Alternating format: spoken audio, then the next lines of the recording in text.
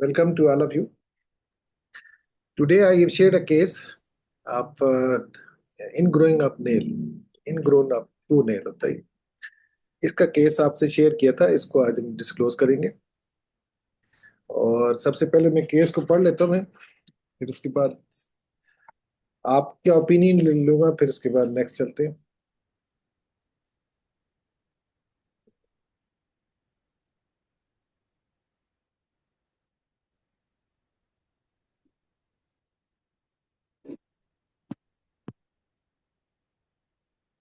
जी, ये पेशेंट है, female patient है, 55 ईयर एज इसकी।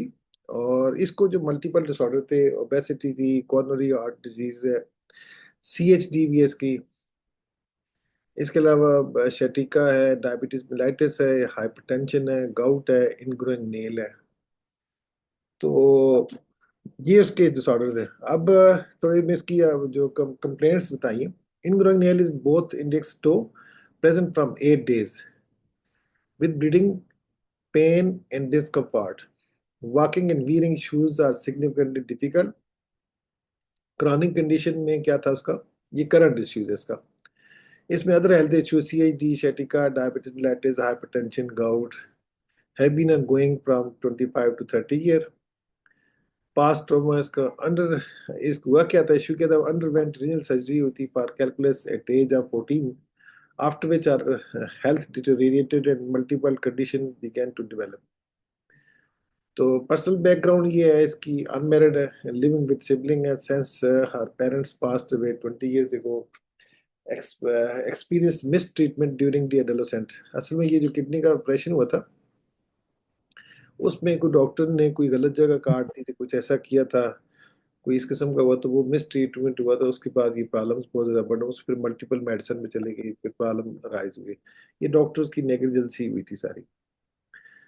तो उन्होंने एडमिट भी किया था कि हम हमसे गलती हुई।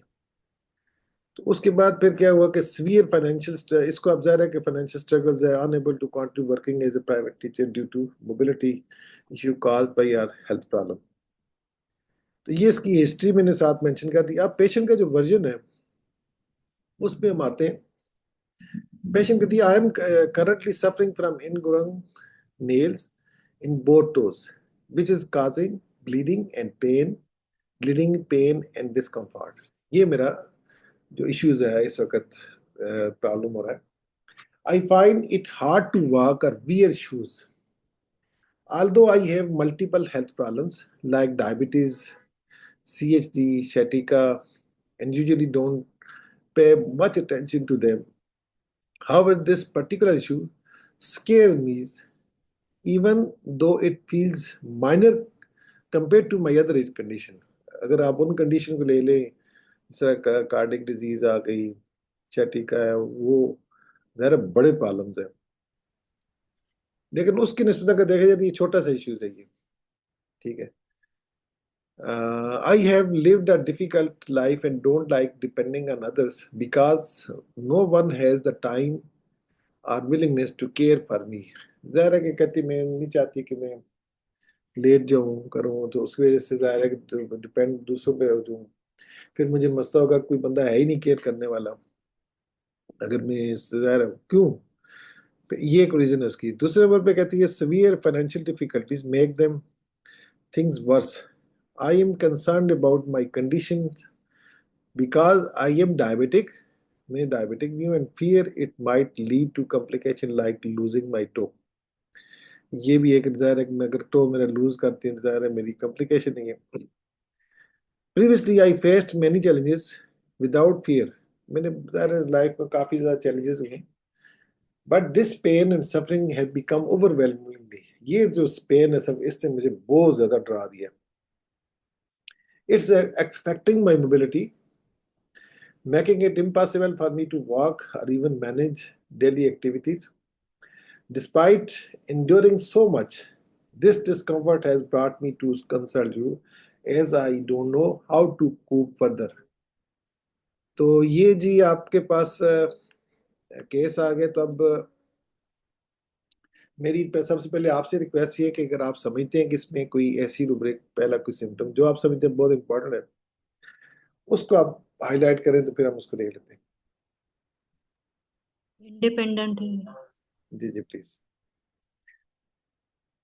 अच्छा, एक आपके से आप कहते जी इंडिपेंडेंट, और क्या क्या पॉसिबल है? वो फ्रियोलस थी अभी तक। जी फिर लेस। जैसे उसने बोला डायबिटीज इतनी बड़ी बड़ी बीमारी, बट अभी जो टोच का हुआ तो उससे वो डर गई है कि वो बिल्कुल लूज ना हो जाए। ठीक है, बिल्कुल सही है। ठीक ठीक है, बड़ा अच्छा आपने पिक किया। और कोई रुब्रिक का पता बता सकते हैं?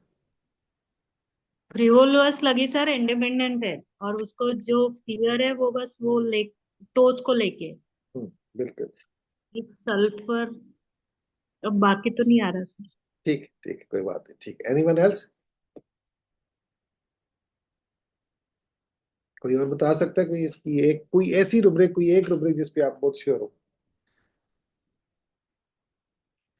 अच्छा चलें, मैं आपको इसको ना आज एक नया तरीका बताता हूँ आपको ना केस हल करने का। ये एक जो मैंने केसेस को जब पेशेंट जिस कंप्लेंट से आपके पास आता है, वो जो जो कंप्लेंट होती है, you have to focus that one. अब इसके प्रॉब्लम हमें इसके अक्सर जहन में आता है कि हम उसके साथ छठिका भी है, हार्ट का इशू भी है, हम ऐसी मेडिसिन निकालें जिसमें सारे मसले हल हो जाए। लेकिन ऐसा होता नहीं है। मतलब फ्यू चांसेस होते हैं। आपने फोकस करना है एक्यूट केस पे। एक्यूट और क्रॉनिक को थोड़ा साइड पे रखें। नहीं, एक एक्यूट है, क्रॉनिक। क्रॉनिक केस की वजह से आपके पास इस वक्त वो आई एक्यूट कंप्लेंट पे, तो you have to focus totally on the acute.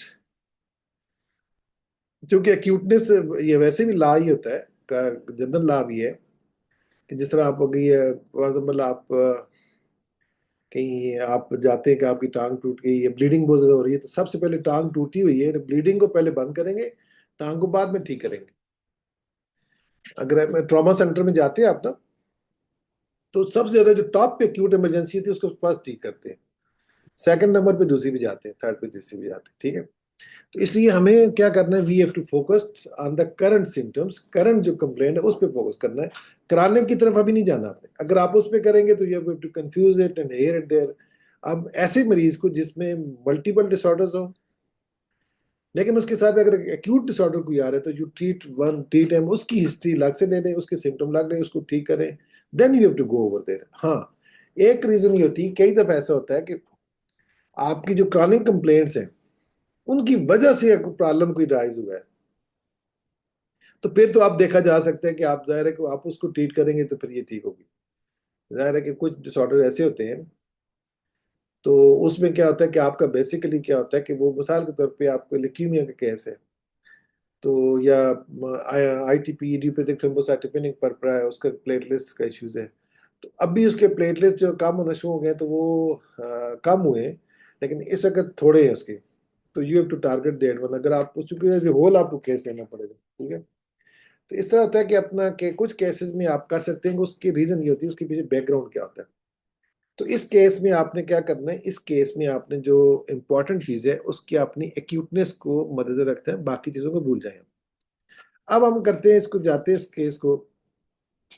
अ, अब यहां पर देखें, पेशेंट ये कहता है, I am currently suffering from ingrowing nails in both toes which is causing bleeding, pain and discomfort। यानी उसको पेन भी होता है, ब्लीडिंग भी हो रही है, डिस्कम्फर्ट है बहुत ज्यादा। I find it hard to walk और वियर शूज। ये मेरे लिए मुश्किल हो जाता है इसके लिए क्या, although I have multiple health problems like diabetes, ये प्रॉब्लम है, I usually don't pay any attention to them।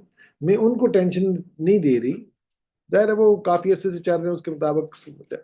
However this particular issue scare me.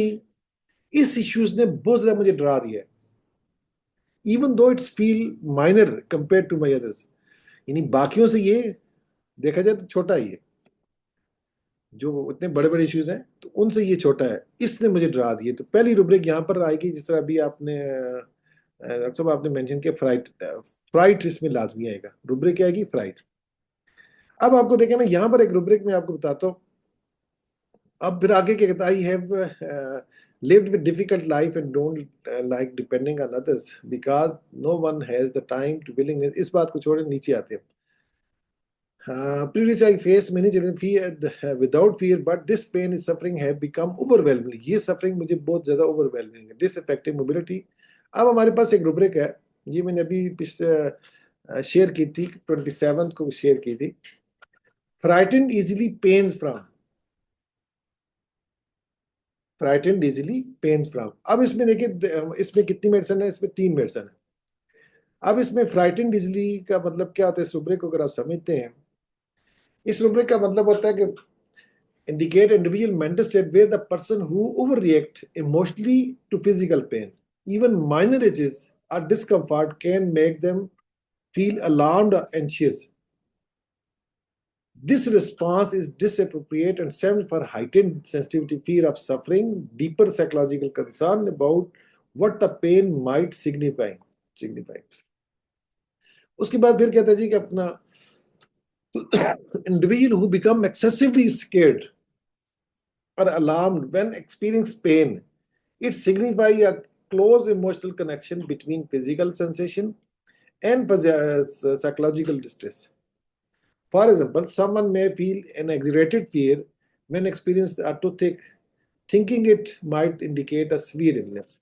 ठीक है. अब जरा मजीद देखिए, इसमें दो तीन मेडिसिन आती हैं. अब से एक इसमें आती है सिफ्लिनियम है. अब सिफ्लिनियम ऐसा क्यों करती है?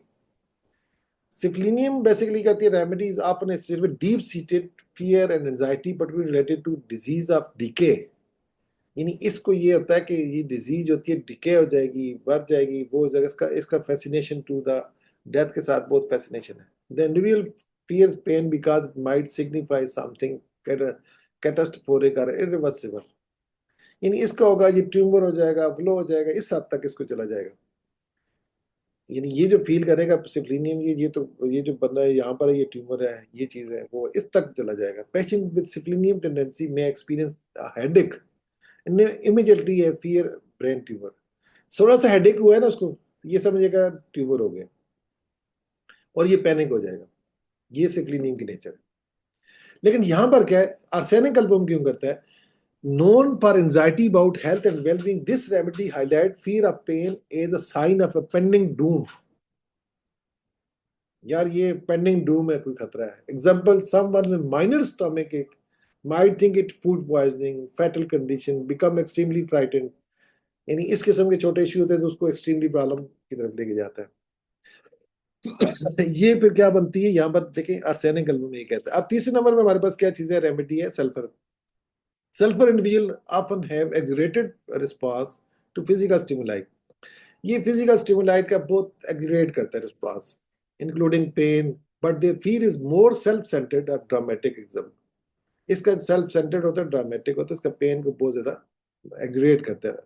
A sulfur patient might complain loudly about a small splinter, fear it will lead to infection. छोटी सी infection हुई तो उसको उतना ज़्यादा सर उठा लेता है. तो ये सल्फर का है. अब इसमें देखिए, ये जो तीनों मेडिसिन आती थी, इसमें हमारे पास मेडिसिन क्या बनती है? इसमें ये वाली मेडिसिन बनती है. यानी इतना स्केर्ड हो जाता है, ओवरवेलमिंग ये करता है. इसकी रुब्रिक क्या आएगी? पहली रुब्रिक हमारी क्या थी? Frightened easily, pains from. ये फर्स्ट रुब्रिक हम लेंगे यहाँ पर. ठीक है. दूसरे नंबर पे फिर आती है हमारे पास, सेकंड पे फिर क्या होगा? कहता है आई have lived with difficult life and don't like depending on others. मैं दूसरों पर डिपेंड नहीं करता, बिकॉज नहीं चाहता कि दूसरों पर अदर, बिकॉज नो वन, मेरा केयर करने वाला ही कोई नहीं. मैं अगर डिपेंडेंट हो जाऊंगा तो मुझे केयर ही करने वाला कोई नहीं. तो इसको इशू क्या हुआ? फियर डिसेबिलिटीज का. क्या है इसको? I have lived with difficult life and don't like to depend on others because no one has, care करने वाला ही कोई नहीं है मेरा. मैं नहीं चाहती कि मैं लेट जाऊं, मैं डिसेबल हो जाऊं. ये क्या रुब्रिक बनेगी यार? Fear disable. तो severe financial difficulties make them worse. यानी यहाँ पर एंजाइटी मनी मैटर्स है. It I am concern about the condition because diabetes है, ये प्रेजुडाइस है. यानी आई एम कंसर्न है कंडीशन डायबिटीज जो होता है, डायबिटीज में ज़्यादा ये कॉम्प्लिकेशन होती है, तो ये उसकी है. तो ये ऑलरेडी उसने सोचा हुआ है. ये रुब्रिक है, प्रेजुडाइस्ड है वो. आप पेशेंट का देखें ना, I am concern about my condition because I am diabetic and fear it might lead to complication like losing my toe. इसका ये जो है ना कॉम्प्लिकेशन, फियर कॉम्प्लिकेशन नहीं है. डायबिटीज में ऐसा होता है ना, आप मुझे बताएंगे डायबिटीज में टोज के इश्यूज आते हैं कि नहीं आते? तो ये यस सर, आते हैं। तो ये प्रेजुडाइज्ड है, ठीक है। तो यहाँ पर क्या है, प्रेजुडाइज। तो अब हम आते हैं जी इधर आपकी तरफ।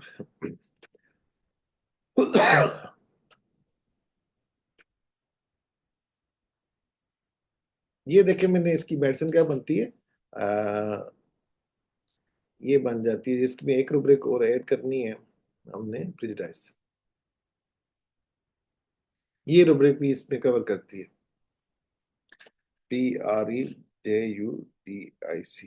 डेली रुब्रिक में शेयर करता हूँ, अगर आप उसको अब देख लिया करें, मेरे यूट्यूब चैनल पे भी होती है।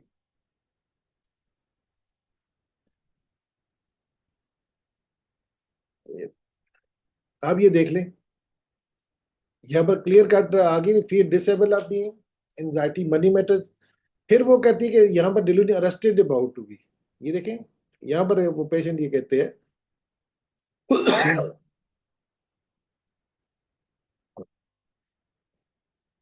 ये पेशेंट कहती है कि अपना इट्स अफेक्टिंग माई मोबिलिटी। जहर उसने मोबिलिटी मेरी इफेक्ट कर दी है, making it impossible for me to walk and even manage daily activity. तो क्या हुआ, जब आपकी एक्टिविटी खत्म हो गई, तो आप एक जगह बंद होके रह गए, तो उसको क्या कहते हैं, अरेस्टेड। अरेस्ट। अरेस्टेड है कि नहीं है? तो ये अरेस्टेड है। ये कहती है delusion arrested is about to be, वो तकरीबन अरेस्टेड है। हाइंडर नहीं कर रहा ये इसको, ये क्या कर रहा है वो पेशेंट उसको अपना, तो इसको क्या कर रहा है अपना, हाइंडर, हिंडर नहीं कर रहा ये, वो अरेस्टेड है पेशेंट। इसको हम ऐसे देखेंगे, ठीक है। अब फ्राइटेंड इजीली पेन्स फ्रॉम, ये मर्फी से लिए मैंने। Fear disable of being, anxiety money matters about, delusion arrested is about to be prejudiced. तो ये हमारे पास रेमेडी आ जाती है आर्सेनिकल को। अब मैं आपको देखो केस में देखिए आप, इसकी हमने जो की थी, सिक्स पोटेंसी में मैंने रखी थी इसकी। और इसका ये देखिए, इसका ये फर्स्ट टाइम मेरे पास जब पेशेंट आया था, तो ये उसके नेल की कंडीशन थी। कुछ भी हमने और नहीं किया है। देखें, एक इसमें ये राइट है और ये लेफ्ट है इसका। इस तरह फिंगर्स आ रही है ना, लेफ्ट साइड में फिंगर्स आ रही हैं, और टो जो होता है उस साइड पे है, थंब जो है। तो ये लेफ्ट और ये राइट। अब उसके बाद देखिए, उसके बाद क्या हुआ, आफ्टर दी 2 वीक्स या 15 डेज के बाद दोबारा मैंने इसको मेडिसिन देने के बाद दोबारा जब आया मेरे पास, अब आप देख सकते हैं इसको, कोई हमने फिजिकली कोई चीज यूज नहीं की, जस्ट इंटरनल मेडिसिन दी थी हमने। नजर आ गया आप लोगों को? Yes sir. जी, क्लैरिटी के साथ ही हो गया ये। इन growing up nail cured by arsenical. सिर्फ ये ठीक हुआ है, मैं बाकी चीजों का इसलिए नहीं मेंशन करता कि क्योंकि मैंने डीएलसी किया था, बाकी चीजें नहीं ठीक, उसको अलग से फिर केस हमने लिया। अब ये जब ठीक हो गया, तो दूसरा केस मैंने अलग से लिया, क्रॉनिक केस वाला, वो फिर मैंने अलग से लेके उसको ट्रीट किया। Any question please? Sir repetition कैसे किया इस आर्सेनिक? इसकी टोटल कोई मैंने कोई 4 एक डोजेस दिए इन 15 डेज में। Interval sir? कोई एवरी थर्ड डे या फोर्थ डे रखी थी टेबलेट, 6 वाली बस। अच्छा, ओडी। जी, ओडी नहीं रखी, आफ्टर एवरी थर्ड डे, अच्छा, ओके। उसके साथ ही ठीक हो। अब इसमें जो इम्पोर्टेंट रुब्रिक है ना, ये रुब्रिक जो डेली हम शेयर करते हैं ना, तो उसकी मेरे साथ वीडियो में यूट्यूब पे भी शेयर करता हूँ मैं। तो उसका बेनिफिट ये होता है कि आपकी उसमें बड़ी डिटेल से मैंने एक्सप्लेन किया कि फ्राइटेंड इजीली पेन फ्रॉम, यानी छोटा सा पेन होगा तो उस पर बहुत ज्यादा डर जाएगा बंदा। तो वो अब 3 ही मेडिसिन आती है, सिट्रीनियम, आर्सेनिकल। तो ये सफरिंग में जाएगा, प्रॉब्लम ऐसा ना हो, खराब ना हो जाए, ये करेगा। सिप्लिनियम का अपना मिजाज है, इसका अलग है, ये डर जाता है छोटे से इश्यूज से। इजीली का मतलब होता है, फ्राइटेंड इजीली मींस छोटे इश्यू से बहुत डर जाना। तो ये फ्राइटेंड इजीली रुब्रिक इतनी इंपॉर्टेंट रुब्रिक है। कई दफा हम ना फियर ऑफ एक्स्ट्रा वैगन्स लगा लेते हैं, हमारे पास एक ही रुब्रिक है पड़ी, फियर ऑफ एक्स्ट्रा वैगन्स। कि ये बीमारी बढ़ ना जाए। कई दफा कोई लोग बंदा कहता है कि ट्यूमर ना हो जाए, गिल्टी है तो ट्यूमर ना हो जाए, तो वो हम फिर ढूंढ रहे होते हैं कि इसको कब बंदा कहे कि बीमारी बढ़ ना जाए, तो वो हम फिर एक्स्ट्रा वैगस तरफ चले जाते हैं। लेकिन ये रुब्रिक जो नई रुब्रिक है, फ्राइटेंड इजीली, पेन फ्रॉम, तो वो जो इशू छोटा इशू है उस पे ये बड़ा बना देता है, सल्फर एक्सुरेट करता है बहुत ज्यादा, सर पे उठा लेता है। सर ये डीडी कैसे करेंगे हम फिर एक्स्ट्रा वैगन्स एंड ये frightened easily fear pain of from? Fear of extra wagons को हम कैसे डिफरेंशिएट, देखिए fear of extra wagons mean इसमें दो स्टेट आती है मरीज की। नॉर्मली पेशेंट जो होता है कि नॉन केयरिंग होता है, उसकी अगर आप देखें ना, ओपियम इसकी मेडिसिन आती है, ओपियम का मरीज पहले उसने परवाह ही नहीं की, ये उसके अंदर स्टेट आती है। उसने फादर मदर को भी छोटा दाना हो कुछ हुआ, उसने मेंशन नहीं किया, बॉदर ही नहीं किया। कई दफे सब खांसी लगी है तो आपने 3-4 दिन से लगी, आपने बॉदर नहीं किया, इनडिफरेंस रहे हैं, टोटली इनडिफरेंस, यानी एक तरफ हाइपर सेंसिटिव है, दूसरी तरफ हाइपर सेंसिटिव, बॉदर नहीं करता। फिर तकलीफ थोड़ी सी हुई है तो हो, ऐसा ना हो, फिर फटाफट डॉक्टर कहता है इसका ट्रीटमेंट है, फिर ओवर कंसर्न हो जाता है। नंबर वन, ये सबसे पहले चीज। दूसरे नंबर पे उसकी जो वर्डिंग होती है, वही वर्डिंग ही होती है कि ये जो प्रॉब्लम एग्जिस्ट कर रहा है, इट शुड नॉट इंक्रीज, ये आगे ना बढ़े, ठीक है ना, ये आगे एक्स्ट्रा वेगल। अब उसके अलावा दूसरी तरफ फ्राइटेंड इजीली पेशेंट डर जाता है छोटे मसले से, उसको बड़े मसले थे उनसे ज्यादा इस छोटे से डर गया। क्यों डरा है? पर पास्ट ट्रॉमास भी हैं उसकी लाइफ में, मिसाइल भी हैं, जो भी है। नंबर एक, एक जाहिर फ्राइटन के पीछे कोई ना कोई स्टोरी काफी ज्यादा होती है, नंबर वन। दूसरे नंबर पे अब क्या हो गया कि जो डर जाता है फिर इमीडिएट उसका एक्शन भी लेता है। जैसे 8 डेज इसको प्रॉब्लम हुए थे, कंसल्टेंस ने किया इसको। अब उसने क्या किया कि इसने कॉम्प्लिकेशन, इसको डूम बीइंग, तबाह ना हो जाए, खराब ना हो जाए, ये इस किस्म की चीजों में चला गया पेशेंट एकदम से।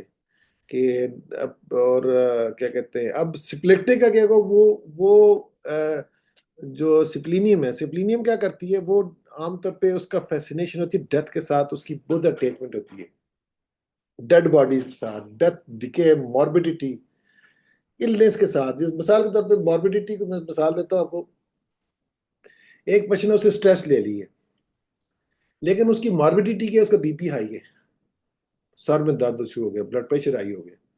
This is a morbidity of the hypertension, सारी स्ट्रेस।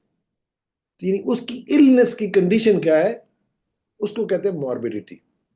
तो इसके जो की नोट्स होता है, morbidity number one. Second number पे इसका है फैसिनेशन टू डेथ, यानी कि डेड चीजों के साथ, एकदम से ट्यूमर, एकदम से ऐसा डेड बॉडीज, इन चीजों के साथ इसका ज्यादा अटैचमेंट होती है। इस लेवल तक चला जाएगा सिफलिनियम।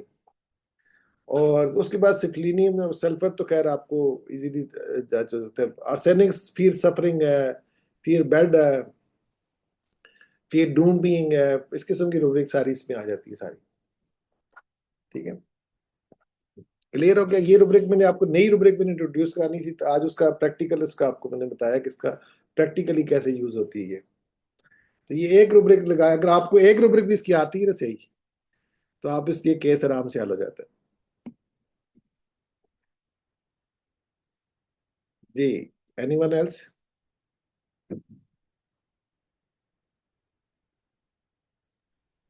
सर पूछ सकती हो क्या? जी श्योर, प्लीज पूछे पूछे प्लीज। कुछ नहीं सर, ऐसे पेशेंट आते हैं ना, तो इसमें हम एलिमेंट ढूंढने की कोशिश करते हैं, कॉज क्या है इसके पीछे का, और उसमें ट्रैप होते हैं। जो इसकी कंडीशन है ना, वो अब्यूज हो गई है, उससे कोई निग्लेक्टेड फीलिंग है कोई, तो फिर इससे कैसे बचेंगे हम? अच्छा, ये जो आपका सवाल है तो अच्छा सवाल, क्वेश्चन आपने पूछा। देखिए, पहली बात है कि आप कभी भी जब पेशेंट आपके पास आता है तो उसको उसको बोलने का टाइम दे दें। 5 मिनट, 10 मिनट, जितना भी बोलता है, 10-15 मिनट। इससे ज्यादा बोलेगा तो आप उसको सेंटर में कोशिश करेंगे उसको स्टॉप करके, तो वो कोई और पूछना शुरू कर दे, नंबर वन। दूसरे नंबर पे ये जरूरी नहीं होता कि वो पेशेंट जो होता है वो उसका एलिमेंट से स्टार्ट हो।